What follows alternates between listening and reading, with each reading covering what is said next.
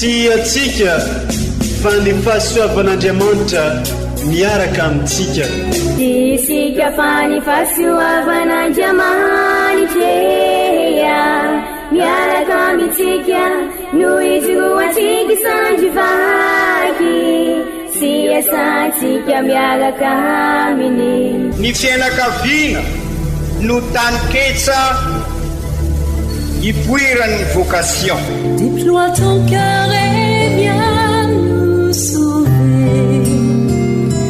Délivre-nous de nous, délivre-nous de tout. Fa sisika tokoa fa ny fahasoavan'Andriamanitra miaraka amintsika. Sisika fa ny fahasoavan'Andriamanitra miaraka amintsika noho izy atsika sandrivaky sy asantsika miaraka aminy.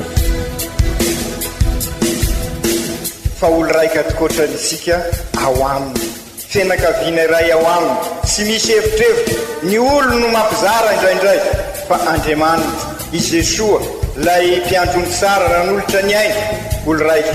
Ary ao amin'ny fiangonana ao amin'ny eglizy dia sambatra tsika mahasapa an'izay.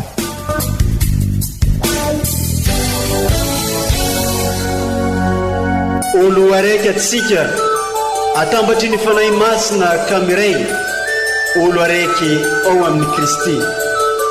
Fandaram-pampianarana iaranao amin'ny son excellence Monseigneur Benjamin Marc Caramarson eto amin'ny radio Fagnier.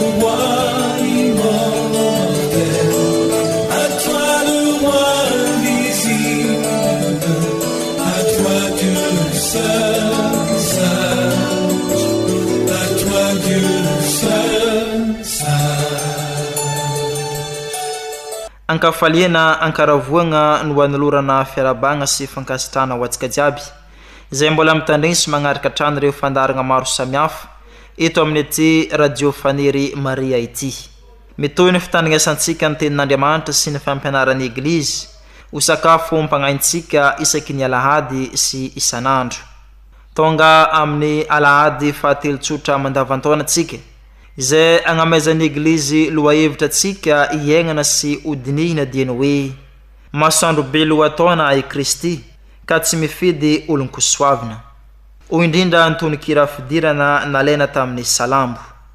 Iventesoira avao ny tompo, irao ny tompo ritany tontolo. Fiandrianana sy fahamendrena no mialoha azy, ery sy arevaka no ao antoeran'ny masina. Oraisintsika sy hoenontsika i Kristy tenin'Andriamanitra amin'ny alalan'ireo vaky teny masina omeny eglizantsika amin'ny ity alahady tsotra fahatelo mandavantaona taona A ity izay arahin'ny fampianaran'ny ray aman-drenitsika dia Monseigneur Archevêque Benjamin Marc Caramarson.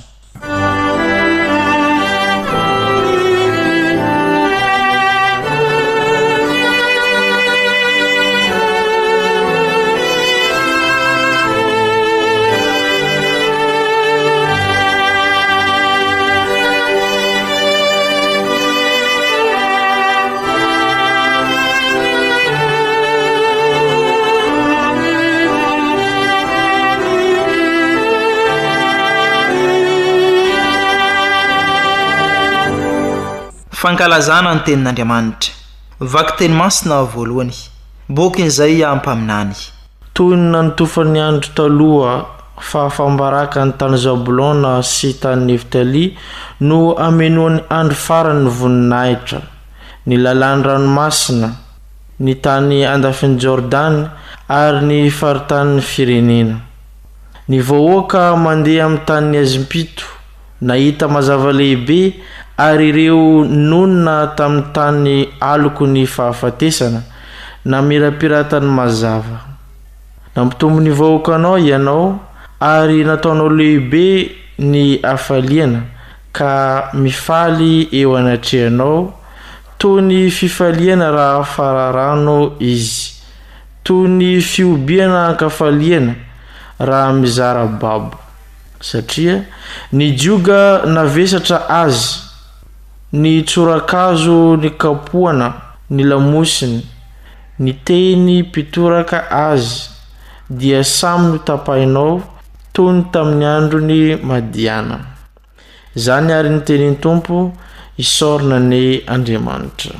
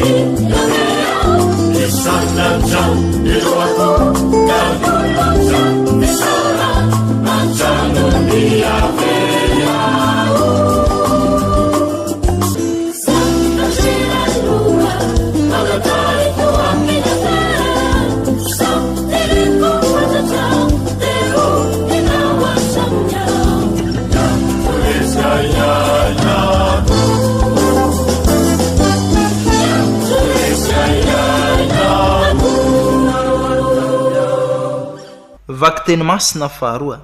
Taratasy voalohany masinda Paul apôstôly ho an'ny kristianina tany Korinto.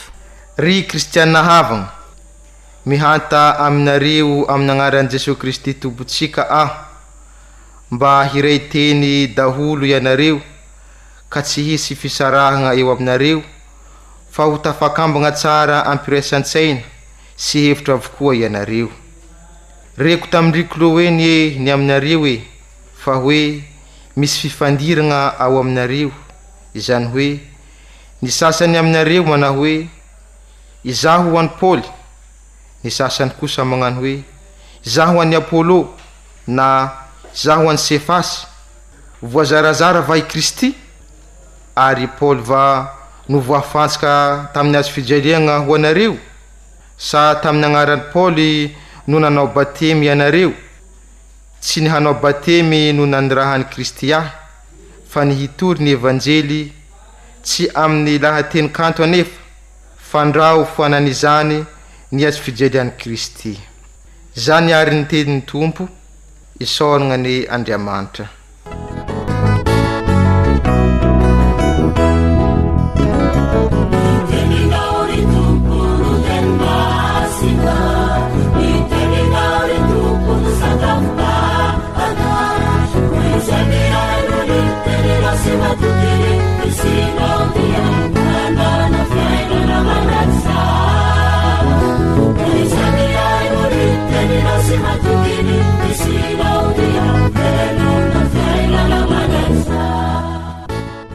Ombantsika mianakavany ny tompo, ho tanteraka tokoa ny izan ny evanjely masina nosoratany masinda matio ho ninahitraneo anao ry tompo. Tamin'ny zany andro zany no nireniny Jesoa fa natao an-tranomezina i Joany, de lasa izy nankany Galile, ka noho ny niala tao Nazareta dia tonga tao Kafarnaoma, tanàna amoron-dranomasina ao amin'ny sisiny tany Zabulona sy Neftali, ka noho ny natao mba ho tanteraka ny teny nilazainy Isaia mpaminany hoe: ny tany Zabulona sy ny tany Neftali, ny lalina ao an-dranomasina any amin'ny andafin'ny Jordana, i Galile ny Jentily, ny olona izay nitoetra tao amin'ny meziny dia nahita fahazavana lehibe, ary ireo izay nitoetra tao amin'ny tany aloky ny fahafatesina no niposahiny mazava. Hatramin'izay dia nanomboka nitory-teny Jesoa ka nanao hoe: mibeba ianareo fa efa ankaiky ny fanjakan'ny lanitra. Ary raha nitsangatsangana teny amoron'ny ranomasin'i Galile i Jesoa dia nahita olona mirahalahy, de Simona ilay atao hoe Pierre sy André rahalahy, nanarato tao amin'ny ranomasina fa mpanarato izy ireo. De hoy izy taminy: avy anarakay fa ataoko mpanaratolona ianareo. Dia nandao ny aratony niaraka tamin'izay izy ireo ka nanaraka azy. Dia mbola nandrosy any izy ka nahita olona mirahalahy hafa koa, de Jakoba zanaky Zebede sy Joany rahalany izay teo an-tsambo niaraka tamin'ny Zebede reny, nanamboatra ny aratony ary nantsony izy mirahalahy. Nandao ny aratony sy ny reny niaraka tamin'izay izy ireo ka nanaraka azy. Ary Jesoa nitety any Galile manintolo, nampianatra tao amin'ny sinagoga ny olona sy nitory ny evanjely ny fanjakan'ny lanitra, ary nanasitrana ny aretina sy ny rofy rehetra tamin'ny olona.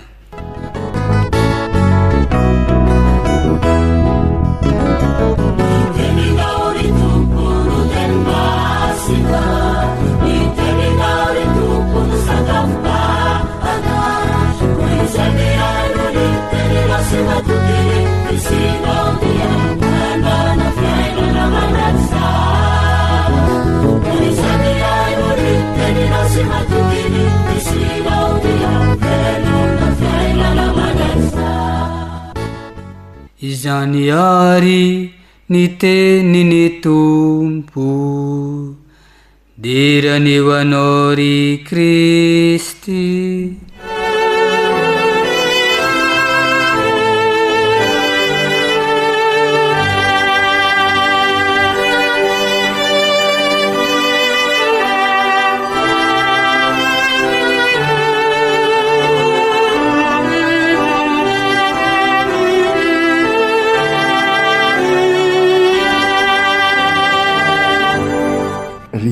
Kristianina ava-malala tena ao anatin'ny mandavan-taona tokoa tsika zao, izay ivelomantsika ny zay rehetra nankalaza isika tamin'ny Noely, izany hoe Andriamanitra eto anivosika, tsy Andriamanitra lavitra ny Andriamanitsika, ary Andriamanitra miara-dalana amintsika.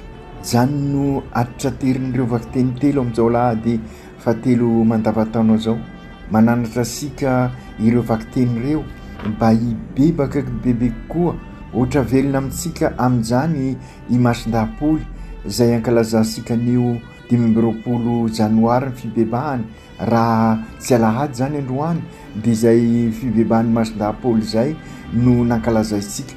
Niara nankalaza izany ny eglizy rehetra maneran-tany, ary isika eto amin'ny diocese dia mampatsiaro asika ny 12 taona lasa izay nankalazansika sy nanomboasika izao lalan'ny Damasy, lalan'ny arahasika rehetra iroso amin'ny fiombonana amin'ny fiarah-miasa amin'ny Kristy isika EOV tolagna telo laika voatokana ary ny pretra laika no fo ny voatokana no avokavoka manome ny rivotra ilaina ary ny pretra ny loha mitaraka amin'izany lalan'ny damasy erahsika manao zany. Izany koa no ezahsika ho tanteraina amin'ity taon'ity tahaka ny masondahy Paoly teny amin'ny lalan'ny damasy ka niova tanteraka ny fiainany no izy nanaiky ny anson'ny Kristy. Izy zay Saoly lasa Paoly satria niona tamin'i Jesoa izy ka zay miona amin'i Jesoa mifanozo amin'i Jesoa dia miova ary nanontany an'i Jesoa izy hoe inona tompoko no tianao ataoko, lasa apôstôly izy, lasa missionnaire.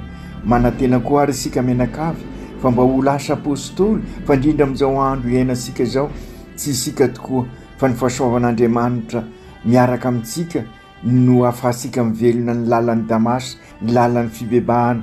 Ibebaka tokoa ary sika ry kristianina havana ka io no mahatonga sika ho EOV eglizy olona velona vita batemy aho ka irainaoko anorina ETA tranoben'Andriamanitra anavao andavorary ny fifandraisana amin'ny zavaboary araka ny averimberisika matetika sy ho fahavalosika isony ny zavaboary fa hiara-dalana amintsika ka hitondrantsika amin'ny fivelarana maha olona manontolo. Ary izay no niainany masondahy Paoly tamin'ny alalan'ny evanjely notorina. Izany koa no manentana antsika ho mpanorona eglizy tranon'Andriamanitra, tranoben'Andriamanitra ry kristianina havana. Ibebaka tokoa isika tahaka ny masondahy Paoly hiala amin'ny toetra izay manapotika ny fiainantsika sy ny fiarahamoninantsika dia ny fiasaram-belasy, ny lainga, ny fitapitaka, ny fanaovana risoriso sy ny kolikoly, ny avonavona fa ndesika hiaraka ampanjaka ny rariny tsy misiny, ny fahamarinana, ny fifankatiavana, ny fihavanana sady kristianina no malagasy ka hiala amin'ny toetra mamofady manapotika ny fiainansika ka mahatonga sika mifamono sy mampanjaka ny herisetra eo amin'ny fiainansika ary entsika eo amin'ny fiainan'ny firenena izany fa indrindra amin'izao fotoana kiondalana izao. Izany no antony natanterahasika ny synode ry kristianina havana. Ny synode no anampy asika ibebaka hiavao ametraka rafitra hitondrasika hivelona fifandraisana vaovao amin'ny zavaboary amintsika samitsika amin'Andriamanitra ka ahitasika ny tena fivelaran'ny maha olona manontolo sy ny olon-dreheta ao anatin'ny fihavanana sady kristianina no malagasy ho isika teo. Ry kristianina hava malala, raha ireo vaky teny arosony eglizy amin'izao alahady fahatelo zao mandavataona zao tokoa ary dia mitarika misaisika asapa fa tena mila mibebaka isika raha te hanorona, raha te avao ka izay indrindra no ilain'ny firenesika amin'izao fotoana izao.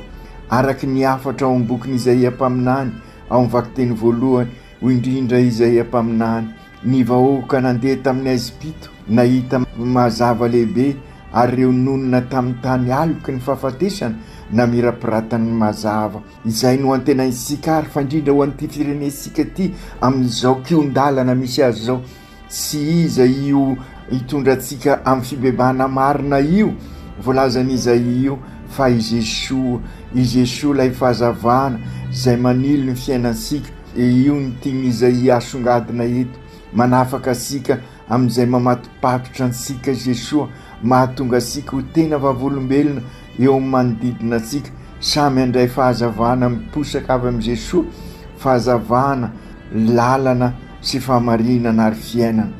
Ry kristianina havana mananatra asika koa i masondahy Paoly amin'ny vaky teny faharoa.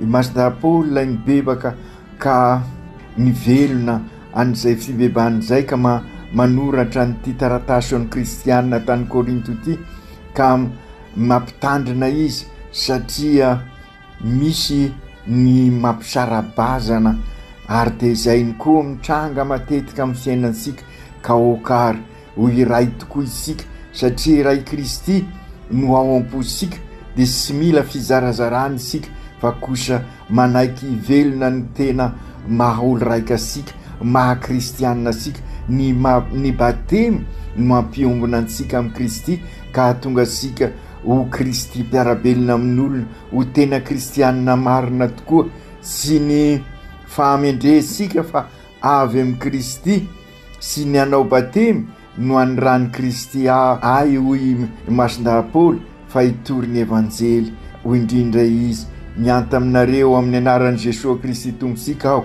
mba iray tena daholo ianareo ka sisy fisarahana eo aminareo fa ho tafangona ho tafakambana tsara amin'ny mampiraisa saina sy hevitra avokoa ianareo.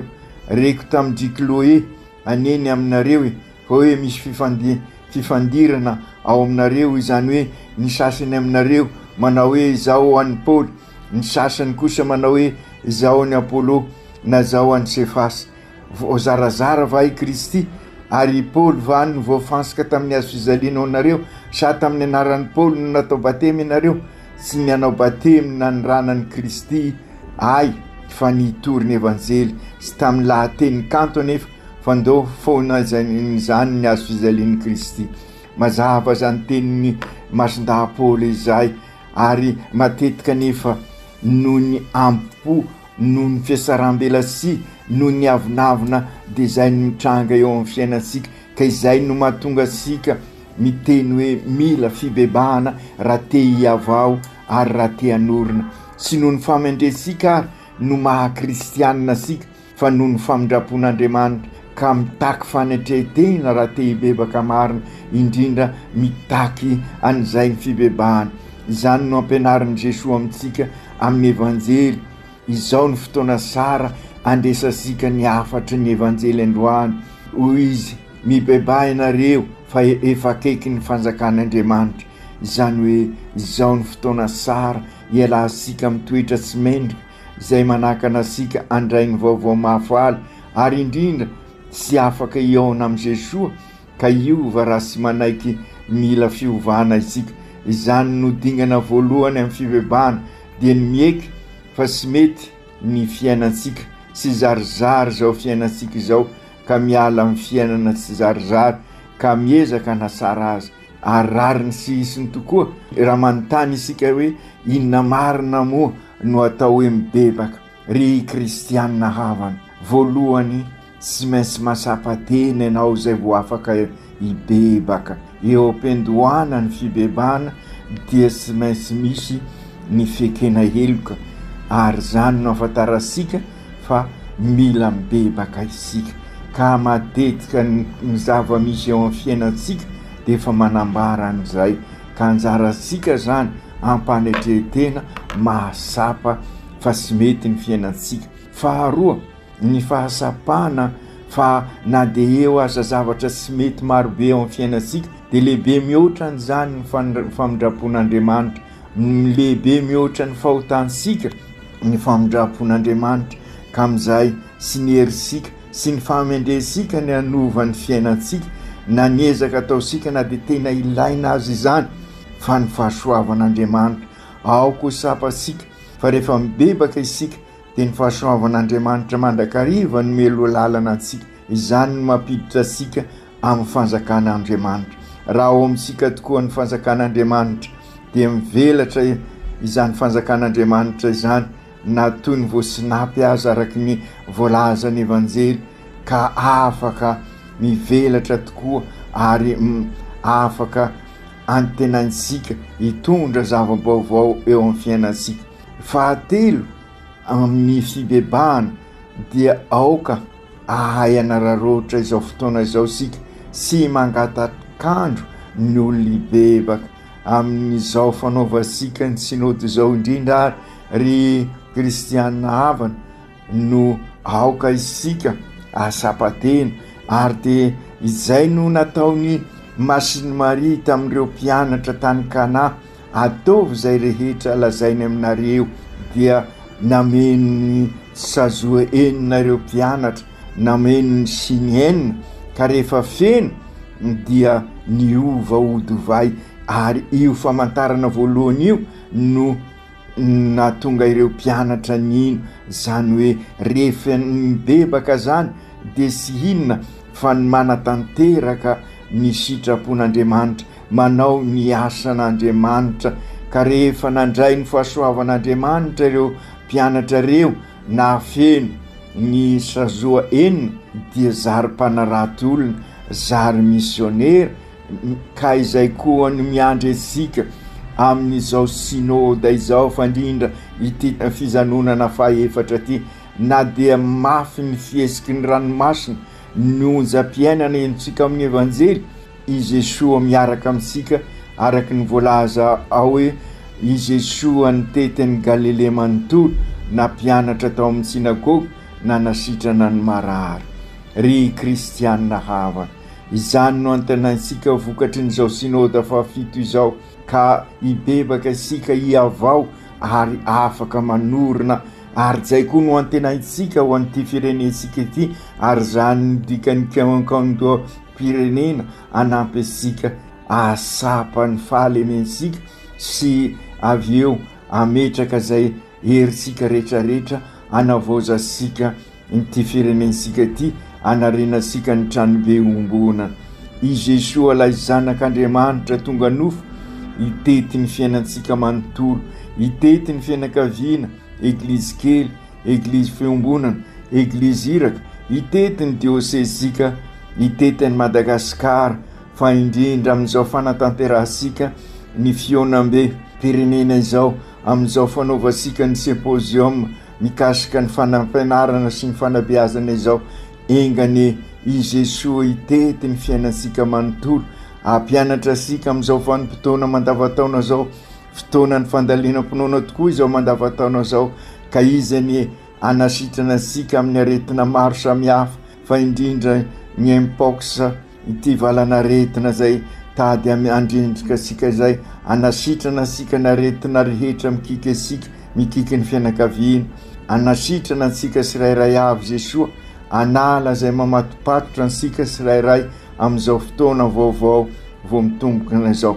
Isika vita batemy no erazan'ny Kristy amin'izao andro ianasika zao, isika no Kristy mpiarabelona amin'ny olona amin'ny alalan'ny ezaka ataosika, dia hitondra ny olona amin'ny fahazavana marina, ka hanafaka ny olona tokoa amin'izay mamatopatotra azy, dia ny fiainana mitondra amin'ny fanapotehana, ka hiala amin'ireny isika, dia isika manapotika ny tontolo iainana izay zara fahavalosika, aoka hiavana amin'ny zavaboary isika, ary isika samitsika ifanaza hiala amin'ny fisarambelasi sy fanapotika fa ifanantona ary hitady zay zavatra afahasika ifampitony, ary hitady ampanjaka ny rariny sy ny hisiny, ikasaka mandrakariva ny soiombonana, ka hitondra asika amin'ny tena fivelarana marina, dia ny fivelarana mahaolona sy ny olona manontolo, ka amin'izay ny fifandraisasika amin'Andriamanitra dia ilay lazain'i Jesoa hoe tonga ny fanjakan'Andriamanitra. Ary hoy Jesoa mamintina anjary rehetra zany, mibebay ianareo fifakaiky ny fanjakan'Andriamanitra, ary dia efa eo anivosika izy. Ry Jesoa Tompo, mitotika aminao tokoa ary zahay, nifidy olona ianao mba hanohy ny asanao, nifidy an'i Pierre ianao, nifidy an'ireo apôstôly, misaotra anao nifidy anay koa na dia sy mendrika azy zahay, fa indrindra amin'izao anaranay ny lalan'ny Damasy izao iarahanay amin'ny masin-dapoly. Engany bebaka tokoa izahay, nifidy anay hitory ny vaovao mafaly ianao na dia sy mendrika azy izahay, ary misaotra anao amin'ny fahasoavana tamin'ny batemy izay irinay mba hanampy anay hibebaka, ka hahatonga anay ho Ehove irainao tahaka ny masinday Pierre sy ireo apôstôly. Engany izahay tsirairay avy izay irakao anasitrana ny olona tokoa amin'ireo aretina maro misy eto aminay, mbola maro ny sy mahalalanao amin'ny faritra misy anay, ho maro ny amaly ny ansonao, mivavaka ao an'ireo mpirehetra sy ireo mpitoro vaovao mafaly, fa indrindra amin'ny tany sarotra reny izahay mba hizoro tena vavolombelona, ny kristianina koa hizoro anasoa ny hafa, mbola maro ny ory sy mijaly, ny marary, ny mahantra sy voafatotra amin'ny zavatra isan-karazana. Engany ianao anafaka anay amin'ny rofinay.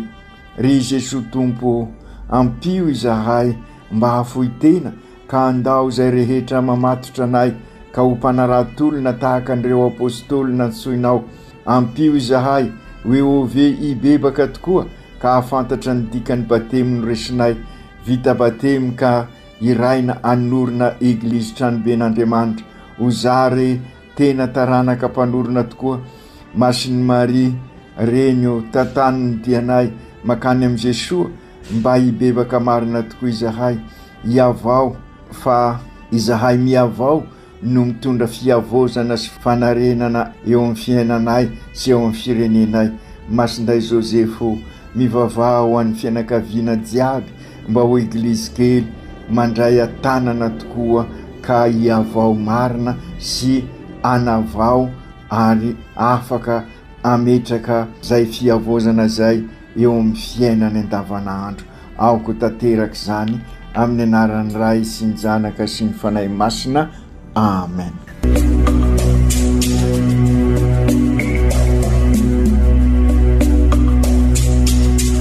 Tsy atsika fa ny fahasoavan'Andriamanitra miaraka amintsika. Isika fa ny fahasoavan'Andriamanitra miaraka amintsika noho izy roantsika sandrivaky sy asantsika miaraka aminy. Ny fianakaviana no tany ketsa ipoiran'ny vocation. Déploie ton cœur et viens nous sauver. Délivre-nous de nous, délivre-nous de tout. Fa sisika tokoa fa ny fahasoavan'Andriamanitra miaraka amintsika. Sisika fa ny fahasoavan'Andriamanitra miaraka amintsika noho izy roantsika sandrivaky sy asantsika miaraka aminy. Fa olo raika tokoatranisika ao aminy fianakaviana iray ao aminy sy misy hevitrevitra ny olo no mampizara indraindray fa Andriamanitra i Jesoa lay mpiandrony tsara nanolotra ny aina olo raika ary ao amin'ny fiangonana ao amin'ny eglizy dia sambatra atsika mahasapa an'izay.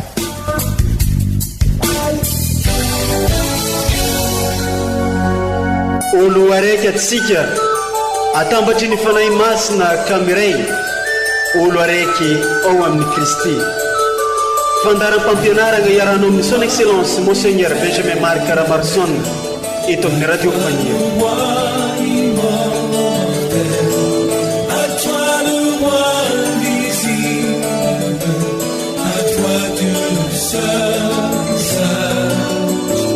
À toi Dieu.